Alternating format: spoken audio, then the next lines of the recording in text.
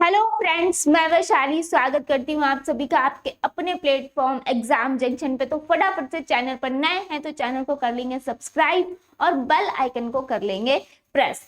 तो आइए चलते हैं आज के इम्पोर्टेंट सेशन पे। यहाँ पे हम आपको क्लियर करेंगे कि आखिर बहुत सारे बच्चे कंफ्यूज होते हैं कि आगमन विधि क्या है और हमारी निगमन विधि क्या है। यहाँ पे किस तरीके से आप जो है आगमन और निगमन विधि के जो क्वेश्चन है उनको किस तरीके से आपको करना होगा, इसके बारे में हम चर्चा परिचर्चा करते हैं। तो आइए चलते हैं यहाँ पर हमारा इम्पोर्टेंट जो सेशन है यहाँ पर, यहाँ से एक दो क्वेश्चन आपके जरूर आपके ओवरऑल सीटेट के लिए जो कि इम्पोर्टेंट है। यहाँ पर आगमन और निगमन विधि, चाहे वो सोशल स्टडी हो, चाहे वो सीडीपी हो, चाहे वो आपका हिंदी हो, कोई भी मतलब सब्जेक्ट है सी टैट से रिलेटेड, यहाँ पर जो भी सब्जेक्ट्स आ रहे हैं आगमन और निगमन विधि आपको उसमें पूछ ही ली जाती है, चाहे वो पेडागोजी में हो चाहे वो डायरेक्ट हो। तो आइए चलते हैं। आगमन विधि यानी इंडक्टिव मेथड जब हम बात करते हैं तो आगमन विधि के जनक या फिर प्रतिपादक कौन है? अरस्तु हैं भाई। आगमन विधि के यहाँ पर अगर हम बात करेंगे जनक या प्रतिपादक कौन? अरस्तु। और इस विधि से सीधे अनुभवों, उदाहरणों तथा प्रयोगों के अध्ययन करके हम नियम निकालते हैं। यहाँ पर सीधे अनुभव होगा, उदाहरण होगा या फिर आपके प्रयोग होंगे, यानी प्रयोग, उदाहरण और अनुभव। यहाँ पर सबसे पहले हम इनका अध्ययन करके उसके बाद हम उनसे नियम और परिभाषाएं निकालते हैं। क्या निकालते हैं? नियम और परिभाषाएं। यानी पहले आप अगर बच्चों को कुछ भी समझा रहे हैं, सिखा रहे हैं, तो आप पहले परिभाषा या नियम ना बता के पहले आप बच्चों के सामने उदाहरण प्रस्तुत करेंगे, यहाँ पर प्रैक्टिकल रूप से चीजें प्रस्तुत करेंगे, प्रयोग करेंगे, यहाँ पर अनुभव के द्वारा पहले बच्चे सीखेंगे, उसके बाद आप उनको कहीं ना कहीं नियम या परिभाषा की तरफ लेकर जाएंगे। नेक्स्ट क्या कहा गया है कि यह शिक्षण विधि यहाँ पर छात्र केंद्रित विधि है। आगमन विधि छात्र को केंद्र में रखकर, यानी आप बच्चों को आप देखते होंगे कि बच्चे जो हैं जब आप कोई एग्जाम्पल देते हो ना तो ज्यादातर अच्छी तरह से सीख जाते हैं।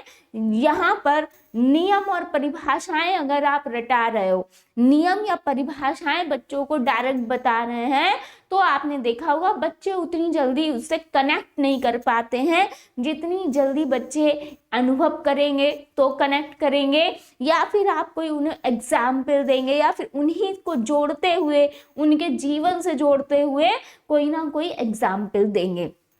साथ ही साथ यहाँ पर जो विद्यार्थियों को करके सीखने पर बल देता है, यह एक कैसी है भाई? मनोवैज्ञानिक विधि है। यानी बच्चे खुद करें, खुद सीखें, खुद अनुभव करें, खुद प्रयोग करें, खुद यहाँ पर जब बच्चे ज्यादा से ज्यादा अनुभव करेंगे तो बच्चे खुद ब खुद, आखिर उन्हें नियम और परिभाषाओं की तरफ हो सकता है ले जाने की जरूरत भी ना पड़े, है ना। इतनी जल्दी बच्चे उदाहरण और इन सब चीजों से सीखते हैं कि फिर वो नियम और परिभाषाओं पे खुद ही आ जाएंगे, यानी खुद उनको खुद ब खुद जो है वो पता चल जाएगा और समझ आ जाएगा।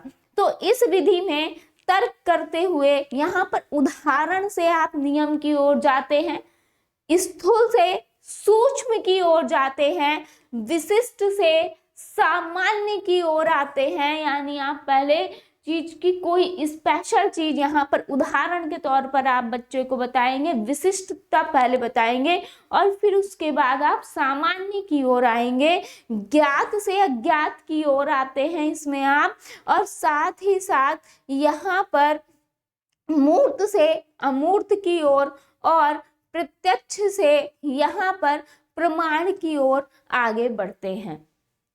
तो आई होप आपको ये चीजें क्लियर हो गई होंगी कि आगमन विधि आखिर क्या होती है, आगमन विधि आखिर क्या होती है। अब हम चलते हैं यहाँ पर कहीं ना कहीं निगमन विधि पे। निगमन विधि से पे हम जब आएंगे तो निगमन विधि के जनक जब हम बात करते हैं, जनक या प्रतिपादक अरस्तु हैं निगमन विधि के भी।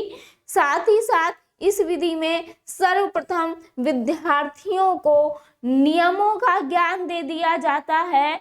यानी निगमन विधि में क्या होगा कि आप पहले क्या करेंगे, पहले नियम बताएंगे बच्चे को, उसके बाद यहाँ पर इस उदाहरण देकर उन नियमों को समझाया जाता है। यानी पहले बच्चों को आपने नियम और परिभाषाएं बता दी और उसके बाद उनके जस्ट एग्जाम्पल प्रस्तुत कर दिए।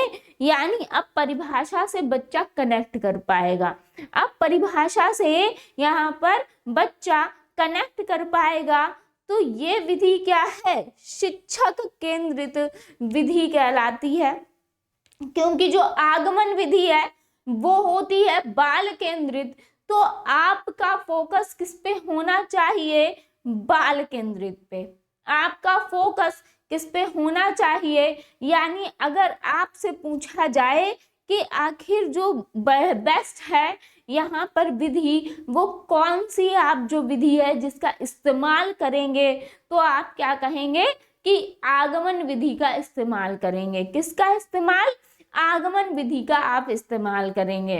अब देखिए, क्योंकि बाल केंद्रित शिक्षा एनसीएफ द्वारा दी जानी है, तो उसमें शिक्षण विधियों का प्रयोग आप जो है वो आगमन विधि का करेंगे, जो बच्चे के लिए बेनिफिशियल ज्यादा होगी। तो ये भाई शिक्षक केंद्रित है हमारी निगमन विधि, और इसमें शिक्षक ही सारे नियम सिखाते हैं। यानी आप टीचर हैं तो आप ही बच्चों को सारे नियम और परिभाषाएं सिखाएंगे। और यहाँ पर निगमन विधि जो है आगमन विधि के ठीक विपरीत कार्य करती है। यहाँ पर आप प्रमाण से प्रत्यक्ष की ओर जाएंगे, सूक्ष्म से स्थूल की ओर जाएंगे, सामान्य से विशिष्ट की ओर जाएंगे, और यहाँ पर ज्ञात अज्ञात से ज्ञात की ओर जाएंगे, और नियम से उदाहरण की ओर आगे बढ़ेंगे। नियम से उदाहरण की ओर आगे बढ़ेंगे। तो आई होप आपको चीजें क्लियर हो गई होंगी, क्योंकि आपसे निगमन विधि भी पूछता है, आगमन विधि भी पूछता है। आपको कोई भी यहाँ पर आपने देखा होगा पेडागोजी में आपको पूरा दिया होगा सेंटेंस, और उसमें आपको पता लगाना होगा कि ये बता दो कि इसमें आगमन विधि लग रही है कि भाई निगमन विधि लग रही है। वो पेडागोजी से रिलेटेड होगा आपका क्वेश्चन, या फिर डायरेक्ट भी पूछ सकता है।